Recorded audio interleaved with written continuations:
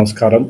ఈరోజు మా నాయకుడు జగన్మోహన్ రెడ్డి గారు బడ్జెట్ మీద మాట్లాడిన దాని మీద ఒకసారి మాట్లాడాలనే ఉద్దేశంతోనే చంద్రబాబు నాయుడు గారు అసెంబ్లీలో ప్రవేశపెట్టిన బడ్జెట్ మీద జగన్మోహన్ రెడ్డి గారు మాట్లాడడం జరిగింది. దాని మీద కూడా ఒకసారి మాట్లాడాలనే ఉద్దేశంతోనే ఈ ప్రెస్ మీట్ ఏర్పాటు చేయడం జరిగింది. చంద్రబాబు నాయుడు ప్రవేశపెట్టిన బడ్జెట్ బండారాన్ని కూడా జగన్మోహన్ రెడ్డి గారు సాక్ష్యాలతో సహా లేవెత్తిన ప్రతి ఒక్క అంశాన్ని కూడా పక్కా ఆధారాలతో జగన్మోహన్ రెడ్డి గారు చూపించడం జరిగింది. సమకాలిక రాజకీయాలలో ప్రజలకు సత్యము చెప్పడానికి, నిజాలు చెప్పడానికి ఇంత కసరత్తు చేసిన నాయకుడు లేను కూడా జగన్మోహన్ రెడ్డి మాత్రమే చేయగలిగినాడు. రాజకీయ నాయకుడు అంటే ఏదో 4 అబద్ధాలు చెప్పినంత బుల్డోజ్ చేసి మరో తాను చెప్పాలనుకునేది చెప్పి సాక్ష్యాలు ఆధారాలు అవసరం లేదని 4 డైలాగులు 4 పంచులు చెప్తే అయిపోతుంది, లేదు ఎవరి మీద నిందలేసి మాట్లాడచ్చు అనే పరిస్థితిలో ఈనాడు రాజకీయ నాయకులు ఉంటే, మనం చంద్రబాబు నాయుడు మొత్తం ఈరోజు బడ్జెట్లో చెప్పినటువన్నీ కూడా అబద్ధాలు అనేది మాత్రం మనం అందరం కూడా తెలుసుకోవాల్సిన అవసరం ఉంది. జగన్మోహన్ రెడ్డి పక్కా ఆధారాలతో అవన్నీ కూడా చూపించడం జరిగింది. మీకు చేతనైతే దీనికి అందరికి కూడా సమాధానాలు చెప్పమని. ప్రతి ఒక్క విషయంలో కూడా మనం ఒక్కసారి ఆలోచన చేస్తే, మా వైఎస్ఆర్సీపీ ప్రభుత్వం ఉన్నప్పుడు ఇదే చంద్రబాబు నాయుడు అయితేనేమి, పవన్ కళ్యాణ్ అయితేనేమి, వీళ్ళందరూ కూడా ఈ రాష్ట్రాన్ని మరొక శ్రీలంక చేస్తున్నారు. ఇష్టం వచ్చినట్టు బట్టన్లొక్కి ప్రజలకు అందరికి కూడా డబ్బులు వేస్తున్నారు. ఈ రాష్ట్రం త్వరలో మరలో శ్రీలంక కాబోతుందని చెప్పి మాట్లాడిన నాయకులు వీళ్ళే.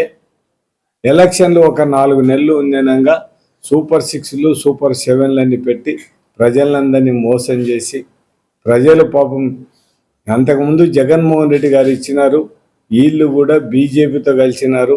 చంద్రబాబు నాయుడు ఏదో అంతకుముందు ముఖ్యమంత్రిగా 3 సార్లు చేసినాడు, ఇప్పుడు ఏదో ఈ జగన్మోహన్ రెడ్డి ఇచ్చినాడు కాబట్టి వీళ్ళు కూడా ఇస్తారనే ఉద్దేశంతో ప్రజలందరూ నమ్మి మోసపోవడం జరిగింది.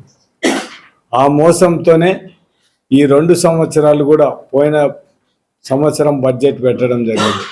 ఆ బడ్జెట్లో ఒక పింఛన్ తప్ప ఏమాత్రం కూడా ఇవ్వని పరిస్థితి. పింఛన్ కూడా దగ్గర 66,000 పింఛన్లు ఉంటే మనకు దాంట్లో దగ్గర ఎన్నికలు రాకముందు 66 లక్షల మందికి మనం పింఛన్లు ఇచ్చేది వాళ్ళం వైఎస్ఆర్సీపీ గవర్నమెంట్లో. తెలుగుదేశం వచ్చిన తర్వాత 62 లక్షలు అంటే 4 లక్షల మందికి తగ్గించి మొత్తం ఈరోజు 4 లక్షల మందికి తగ్గడం జరిగింది. పోయిన ఏడాది 32,000 కోట్లు కావాలంటే బడ్జెట్లో కేవలం పెట్టింది 27 కోట్లు. అది కూడా మోసం కదా, మనం ఒక్కసారి ఆలోచించాల్సిన అవసరం ఉంది.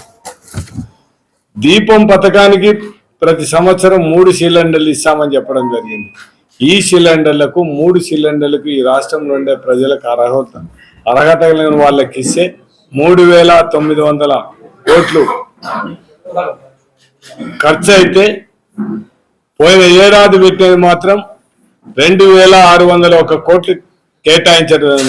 కానీ ఖర్చు పెట్టింది మాత్రం 865 కోట్లు మాత్రం. ఇది కూడా మోసం కాదా, మనం ఒకసారి ఆలోచించాల్సిన అవసరం ఉంది. అంతకుముందు వైఎస్ఆర్సీపీ గవర్నమెంట్లో, అంతకుముందు తెలుగుదేశం అంటే వైఎస్ఆర్సీపీ గవర్నమెంట్ రాకముందు వచ్చిన తర్వాత అంతకుముందు తెలుగుదేశం చేసిన అప్పు ఎలక్ట్రిసిటీ దాంట్లో 42,183 కోట్లు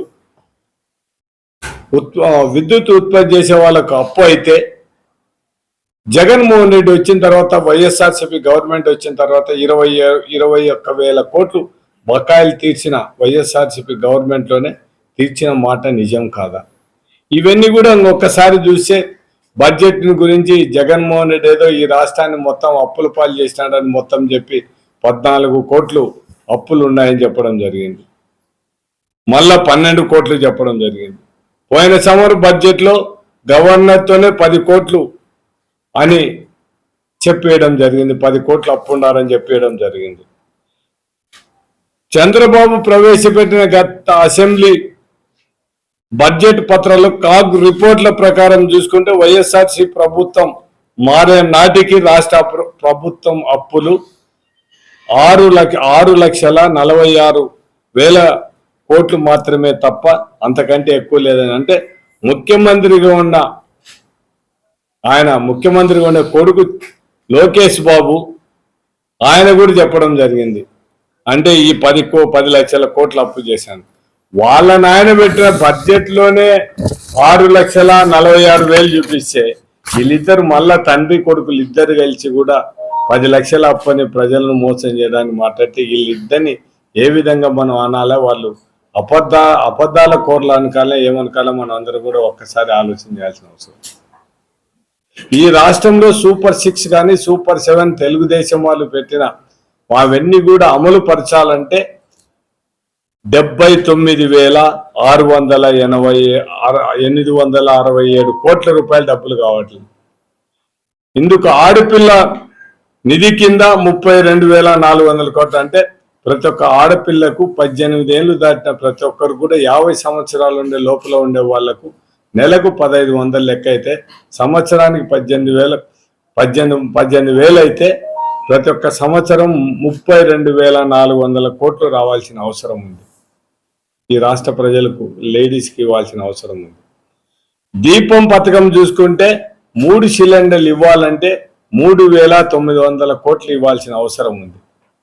తల్లికి వందనం దానికి చూసుకుంటే ఇంట్లో ఎంతమంది పిల్లలు ఉంటే అంతమంది పిల్లలకు డబ్బులు ఇవ్వాలంటే 13,050 కోట్లు డబ్బులు ఇవ్వాల్సిన అవసరం ఉంది.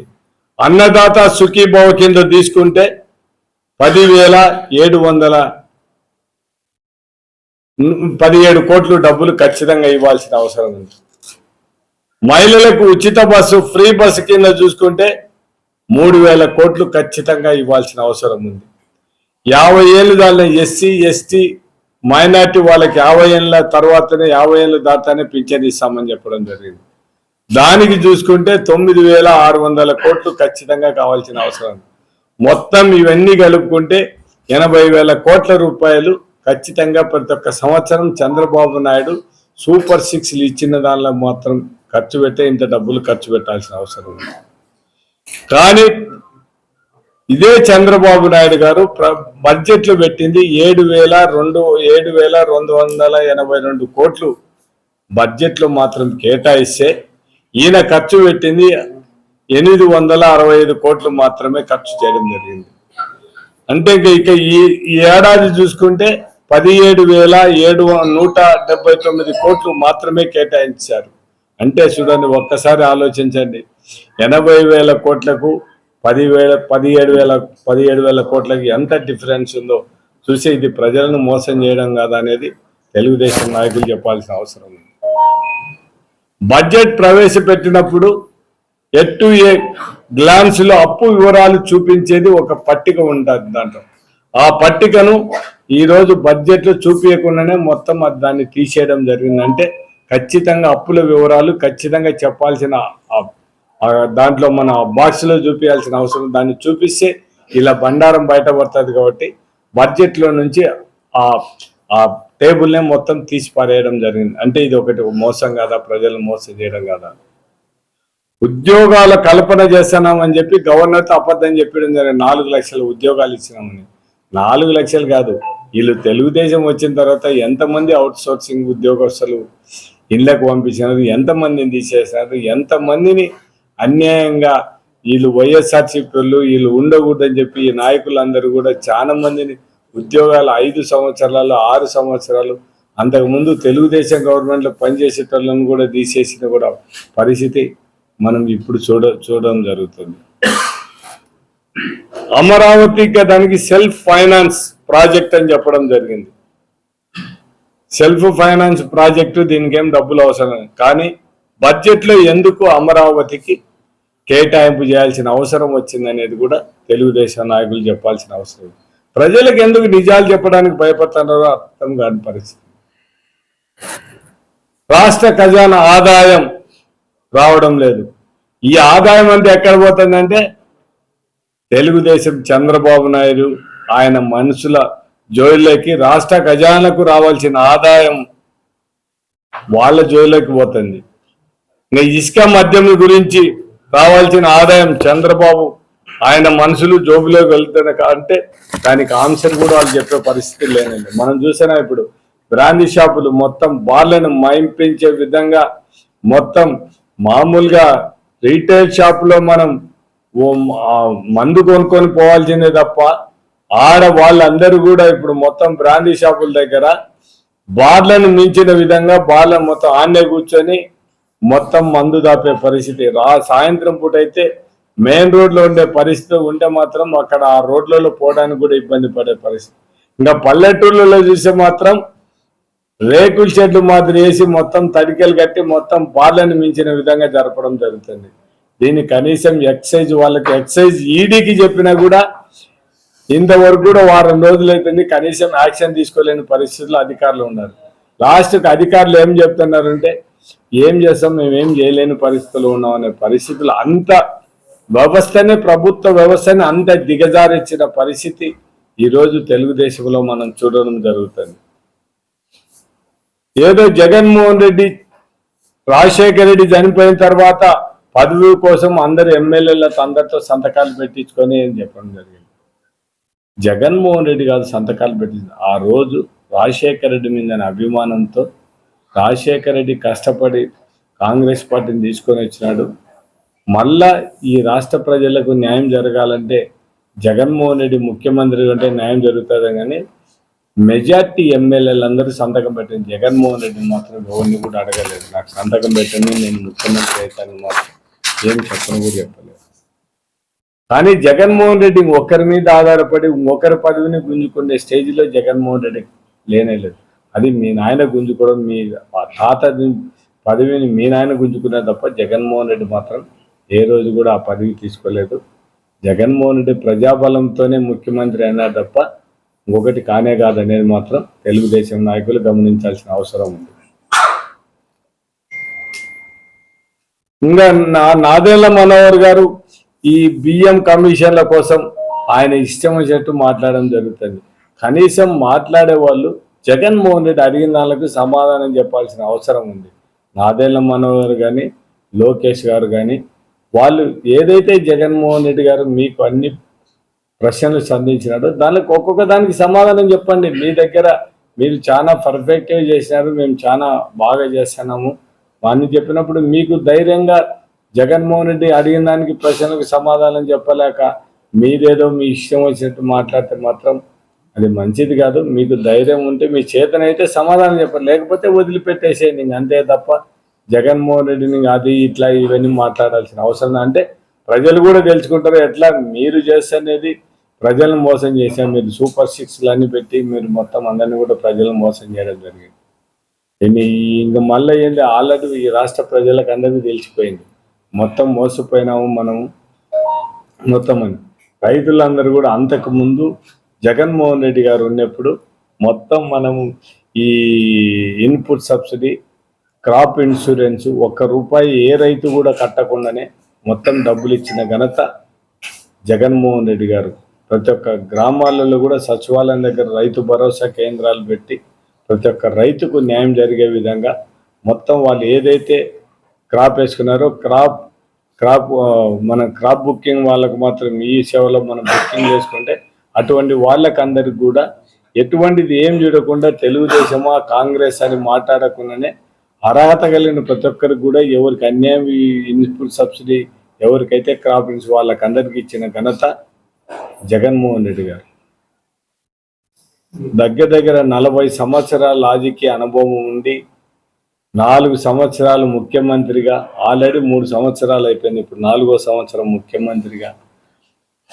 ముఖ్యమంత్రిగా ప్రమాణం స్వీకారం చేసేటప్పుడే గవర్నర్ దగ్గర మాట్లాడేది నేను బంధు ప్రీతి కానీ లేకుంటే ఏ దానికి నిరుపక్షపాతంగా న్యాయం అనుకుంటే దానికి ప్రతి ఒక్కదానికి కూడా ఇక్కడ ఎటువంటి రాగద్వేషాలు లేకుండా ఖచ్చితంగా నా ముఖ్యమంత్రి పదవిని నేను ఖచ్చితంగా పనిచేస్తానని దైవ సాక్షిగా ప్రమాణం చేస్తానని చెప్పే పరిస్థితి ఉంది. దాంట్లో సాక్షాత్ చంద్రబాబు నాయుడే వైఎస్ఆర్సీపీలకు పని చేయొద్దు అని చెప్పే స్టేజ్లో ఉంటే చంద్రబాబు నాయుడు కేవలం తెలుగుదేశం వాళ్ళకే ముఖ్యమంత్రి, ఈ ఆంధ్రప్రదేశ్ రాష్ట్రానికి ముఖ్యమంత్రి కాదా అనేది కూడా ఒకసారి తెలుసుకోవాల్సిన అవసరం. ఇష్టం వచ్చినట్టు వాళ్ళు ఎవరంటే ఏదంటే అది మాట్లాడుతుంటే, వాళ్ళు మాట్లాడితే ఏం మాట్లాడని చెల్లుతుంది. వాళ్ళని ఎవరైనా కబ్జాదారులు అనొచ్చు, ఏమనొచ్చు, అన్ని మాట్లాడచ్చు. కానీ వాళ్ళని మాట్లాడడానికి పోయాలకు మాత్రం నేను కేసులు పెట్టి ఇప్పుడు మొత్తం అందరినీ కూడా తిప్పే పరిస్థితి ఉండే పరిస్థితి. అంటే వాళ్ళకు ఒక చట్టం, మందికి ఒక చట్టమా? ఖచ్చితంగా చట్టం అందరికి ఒకటే విధంగా ఉండాల్సిందే తప్ప ఏదో మీరు మాది జరుగుతుందిలే, మేము మా అధికారం ఉంది, మా ఇష్టం వచ్చినట్టు మేము చేస్తామంటే మాత్రం అది కొద్ది రోజులే. ఎవరికి అధికారం ఎవరికి శాశ్వతం కాదు. ఖచ్చితంగా అధికారం ఈరోజు ఉంటుంది, రేపు పోతుంది.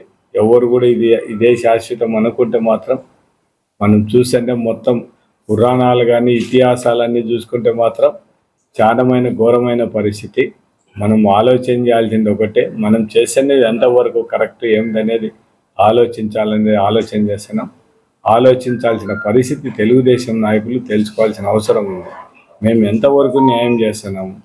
జగన్మోహన్ రెడ్డి ఉన్నప్పుడు ప్రతి ఒక్కరికి కూడా ఈ తారతమ్య భేదాలు లేకుండా అందరికి కూడా గవర్నమెంట్ పథకాలు ఇవ్వడం జరిగింది. అది ఉండాలి. కానీ ఎలక్షన్లు అయిపోయేంత వరకు ఎలక్షన్ రాజకీయాలు, ఎలక్షన్లు అయిపోయినా మాత్రం అందరూ కూడా ప్రజల కోసం ఏది మంచి జరుగుతుందో దాన్ని చేయాలని ఖచ్చితంగా మన ప్రతి ఒక్క రాజకీయ నాయకుడు ఖచ్చితంగా దాన్ని ఆలోచించి ఆ విధంగా ఆ పని చేయాలని కోరడం జరుగుతుంది. దాంతోపాటు మాకు 12వ తేదీ ఫీజు రియంబర్స్మెంట్ మీద మొత్తం జిల్లా హెడ్ క్వార్టర్లో కలెక్టర్కి అందరికి కూడా రిప్రజెంటేషన్ ఇవ్వడం జరుగుతుంది. 12వ తేదీ మేము నంద్యాలలో ఉదయానంద్ లాడ్జ్ దగ్గర నుంచి కలెక్టరేట్ వరకు, నంద్యాల కలెక్టరేట్ వరకు కూడా ఉదయం 10 గంటల నుంచి ప్రొసీజర్ స్టార్ట్ అయ్యి కలెక్టర్ దగ్గరికి పోయి 11:30, 12 లోపల వాళ్ళకు రిప్రజెంటేషన్ ఇవ్వడం జరుగుతుంది. దాంతోపాటు మా పార్టీ ఆవిర్భావ దినం కూడా ఆ రోజే 12వ తేదీ కాబట్టి మొత్తం మా అందరికి కూడా మనం కోరేది ఒకటే, మన నాయకులందరూ కూడా మనం కర్నూలు టౌన్లో పొద్దునే మేము ఇక్కడ పార్టీ ఆవిర్భావ దినం మనం యానవసట రాజశేఖర్, మనకంటే పార్టీ ఆఫీస్ లేదు కాబట్టి మేము షరీంనగర్లో ఉండే పొద్దున 8 గంటలకే ఆడ ఒక జెండా ఆవిష్కరించి ఆ నుంచి రాజశేఖర రెడ్డి గారికి దండేసిపోయి ఇంకా నంద్యాలలో చేస్తాం. అదేవిధంగా ప్రతి ఒక్క మన మండల లీడర్లు అందరినీ కూడా, నంద్యాల జిల్లాలో ఉండే మండల అధ్యక్షులు అందరినీ కూడా కోరేది ఒకటి, మీ మండలాల్లో మీరు మాత్రం 12వ తేదీ పార్టీ ఆవిర్భావ దినం పొద్దునే చేసి మీరందరూ కూడా నంద్యాలకు వచ్చి మనం ఫీజు రియంబర్స్మెంట్ దాన్ని కూడా సక్సెస్ చేయాలని వాళ్ళందరినీ కూడా కోరడం జరుగుతుంది. మనం ఈరోజు ఎందుకు ఇవన్నీ మాట్లాడాల్సిన అవసరం వచ్చిందంటే, తెలుగుదేశం నాయకులు వాళ్ళు జగన్మోహన్ రెడ్డి అడిగిన దానికి సమాధానం చెప్పలేక ఇంకా వేరే విషయాలు ఆ విధంగా ఈ నిందలు వేయడం ఎంతవరకు సమంజసం అనే ఉద్దేశంతోనే ఈ ప్రెస్ మీట్ పెట్టడం జరుగుతుంది. తెలుగుదేశం నాయకులంతా కోరేది ఒకటే, మీకు చిత్తశుద్ధి ఉండి మీరు ప్రజలకు మంచి చేయాలనే ఆలోచనలో ఉంటే జగన్మోహన్ రెడ్డి అడిగిన దాన్ని ప్రతి ఒక్క దానికి సమాధానం చెప్పమని తెలుగుదేశం నాయకులకు విజ్ఞప్తి చేయడం జరుగుతుంది.